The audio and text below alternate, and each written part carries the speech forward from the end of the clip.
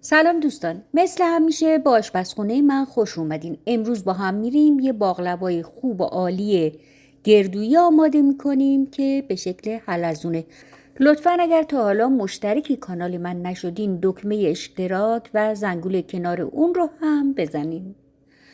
خب بریم سر خمیر. ببینین یه خمیر خیلی عالی و خوب یوفکا داریم. درست کردن این خمیر بسیار راحت و استفاده از اون لذت بخشه. 450 گرم آرد، 1 قاشق چایخوری نمک، 3 قاشق غذاخوری سرکه سفید، 6 الی 7 قاشق غذاخوری روغن مایع و 1 و 1/4 لیوان آب نیاز داریم. آب رو کم کم اضافه میکنم. دوستان همینجور که میدونین خمیر یوفکای آماده در بازار سوپرمارکت ها هست، اما به دلیل اینکه یه مقداری گرونه بهترینه که خودتون توی خونه تهیهش کنین.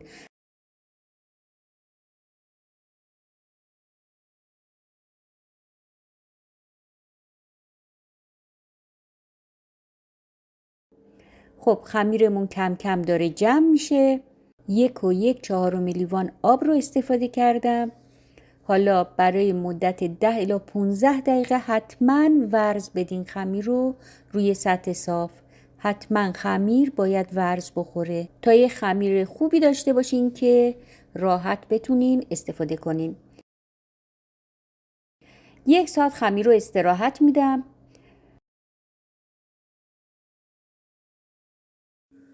برای مواد میانی از 1.5 لیوان گردوی خرد شده استفاده میکنم.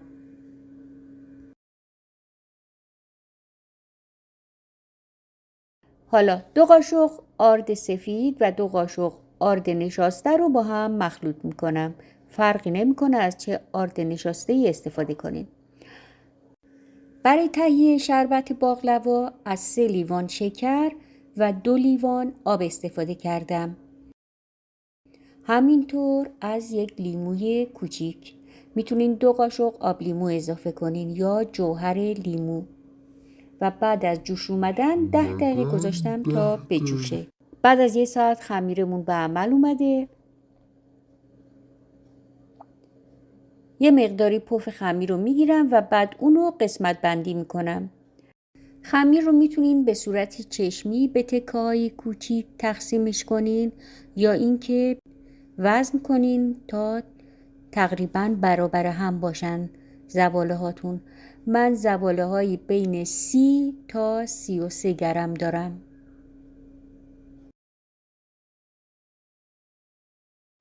تکه های خمیر رو به شکل زباله در میارم.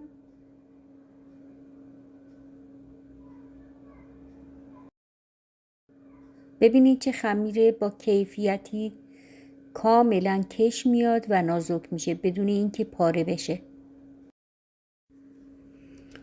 برای اینکه زباله‌های خمیر روی نگیره روشون رو با سیلیکون میپوشونم.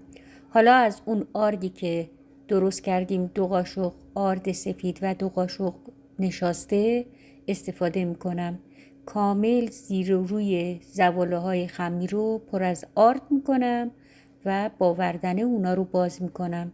نمیخوایم الان زیاد باز بشن. دایره های کوچیک و 1 اندازه بازشون میکنم با وردنه.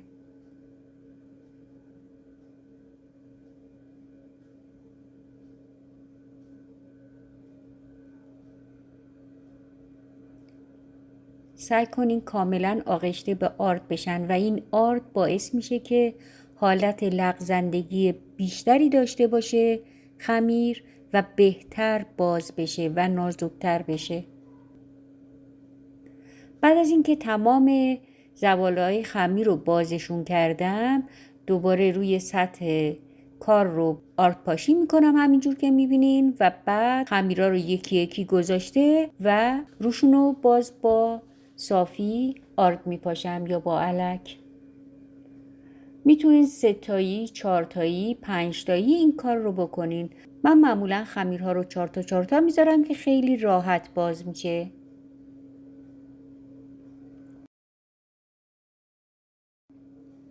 بعد ابتدا با وردنه روی اونها فشار میارم تا یه مقداری به هم بچسبن و بعد اونها رو باز میکنم.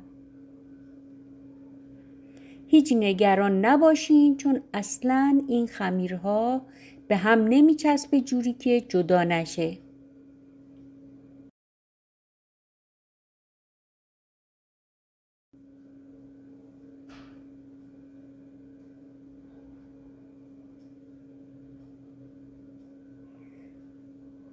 ببینید چه راحت برداشته میشه و چقدر خمیر نازکیه. خمیر یوفکای نازکی داریم و لطیف.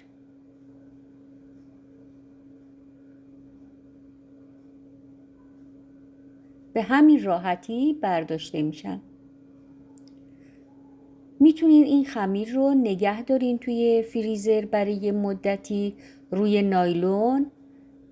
میتونین لابلا آرد بپاشین یا اینکه لابلا نایلون بذارین، هر جوری که دوست دارین برای نگهداری داخل فریزر.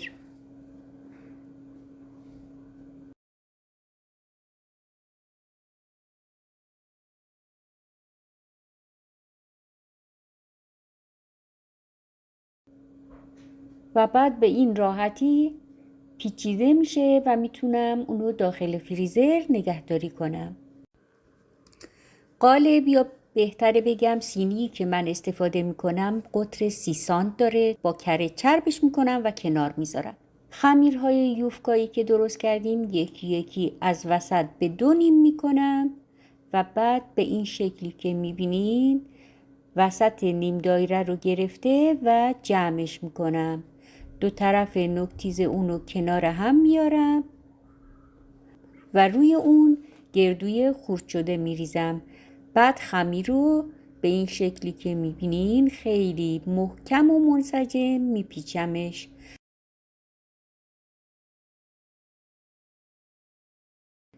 دو طرف خمیر رو کنار هم میارم که شکل حلزونی داشته باشه. یه دونه دیگه هم به همین شکل میپیچم.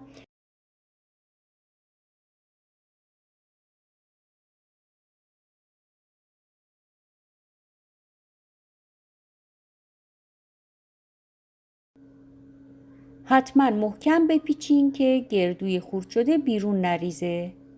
باز اینم 2 طرفش رو کنار هم میارم تا شکل حلزونی پیدا کنه و باقلواهای پیچیده شده آماده رو داخل سینی کنار هم به صورت فشرده میذارم.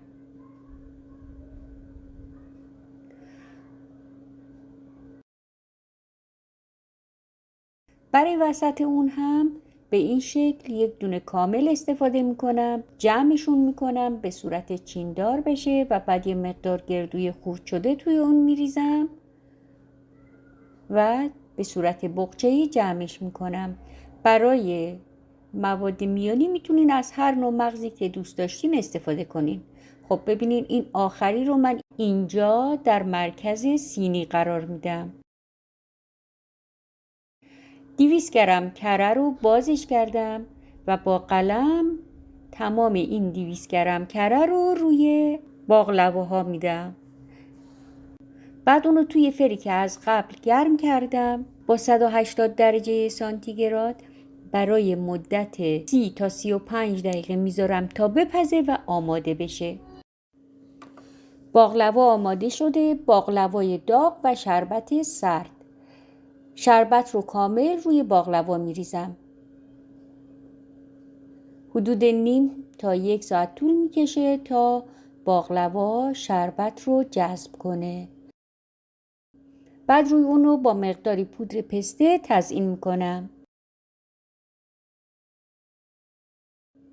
یه باقلوای خوب، عالی و خوشمزه. جای همه شما دوستان عزیز خالی و خدا نگهدارتون.